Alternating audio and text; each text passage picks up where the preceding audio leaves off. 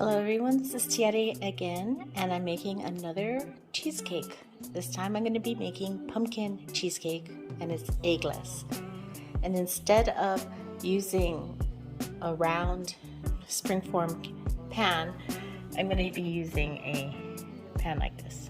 So what I have, I'm going to actually add 2 of these honey-made graham crackers, 2 packages, 1 package of Biscoff, a can of Libby's pumpkin pie mix, and this is 30 ounces. I'm not sure if I'm using all of it. Carnation sweetened condensed milk. I'm going to use a whole can. You can use a whole cup of half and half. 2 tablespoons of cornstarch. I'm not using all this Philadelphia cream cheese. It's 48 ounces. I'm just going to use 40. This one I'm going to use the Irish butter. I might add 2 or 1.5. Here's some white cane sugar and some imitation vanilla flavor. I would recommend using real vanilla extract without any alcohol, but I don't have that. So if you saw my other recipe for the Okinawan sweet potato one, it's going to be similar, but this one's going to be a little bit different.